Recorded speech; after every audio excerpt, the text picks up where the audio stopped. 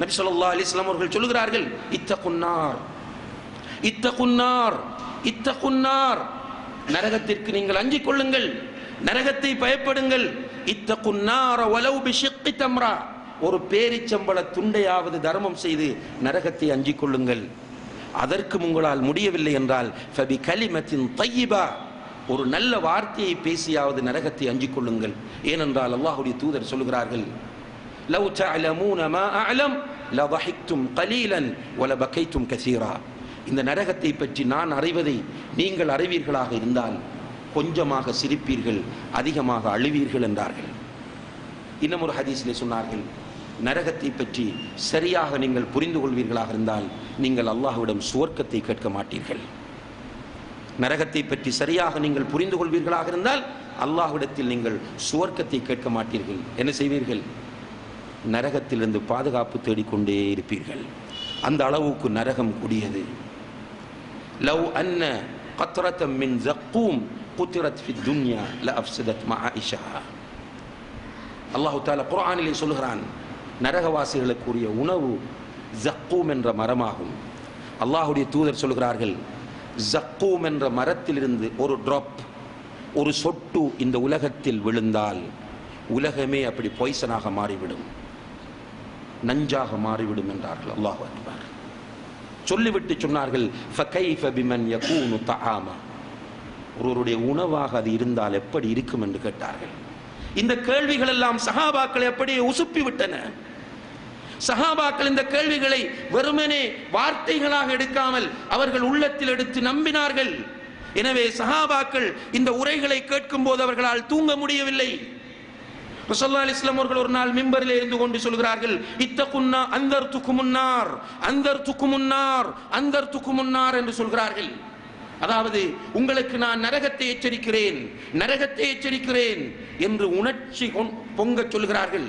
அவர்கள் சொல்வதை பற்றி நுஅ்மான் இப்னு பஷீர் ரலியல்லாஹு அன்ஹு சொல்கிறார்கள், ஒருவர் கடைத்தெருவில் நின்றால் கூட கேட்கக்கூடிய அளவுக்கு சத்தமாக சொன்னார்கள். அவர்களுடைய தோளில் கிடந்த துண்டு கீழே விழுந்தது. அந்த அளவுக்கு உணர்ச்சி வசப்பட்டு சொன்னார்கள். சஹாபா பெருமக்கள் எல்லோரும் அவர்களுடைய கைகளுக்குள் முகங்களை புதைத்து கொண்டு விம்மி விம்மி அழுதார்கள்.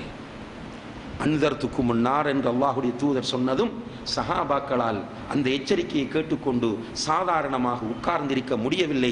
எல்லோரும் விம்மி விம்மி அழுகிற அளவுக்கு அந்த உபதேசம் இருந்தது என்பதை பார்க்கிறோம். நம்முடைய உள்ளங்களில் அது வருகிறதா? நரகத்தை பற்றி எவ்வளவுதான் பேசினாலும் அழுகை வராது. சில நேரங்களில் பேசுகிறவர் அழுதால் வரலாம், பேசுகிறவர் அழுதுவிட்டால் நமக்கும் வரும். அது சிம்பத்தி, அது நம்முடைய ஈமானின் ஆழத்திலிருந்து வருவதில்லை. அன்புள்ள சகோதர சகோதரிகளே, சஹாபா பெருமக்களிடத்தில் இருந்த உறுதியான மறுமை பற்றிய நம்பிக்கை, நரகத்தை பற்றிய அச்சம் அவர்களை நிறைய நன்மைகள் செய்ய வேண்டும் என்று தூண்டி இருப்பதை நாம் பார்க்கிறோம்.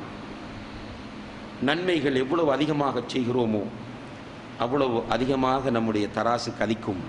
தராசு கதித்தால் வெற்றி கிடைக்கும், அல்லாஹ் பொருந்தி கொண்ட வாழ்க்கை கிடைக்கும்.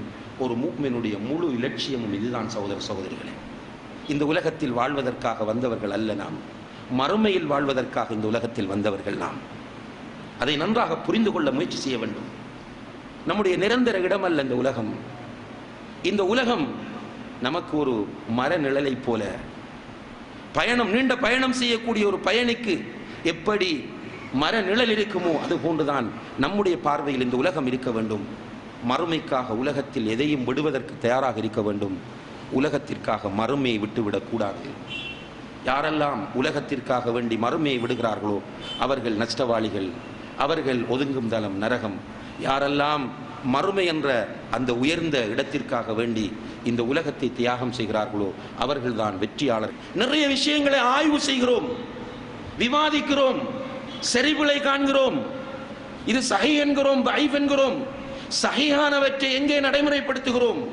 நபி ஸல்லல்லாஹு அலைஹி வஸல்லம் அவர்கள் சொன்னார்கள், சய்யிதுல் இஸ்திக்ஃபார் என்ற ஒரு துஆ இருக்கிறது. அது பாவ மன்னிப்பின் தலைவன். யார் ஒருவர் அந்த துஆவை காலையிலே மன உறுதியோடு ஓதி மாலையாவதற்குள் மௌத்தாகிறாரோ அவருக்கு சுவர்க்கம் நிச்சயம் என்றார்கள்.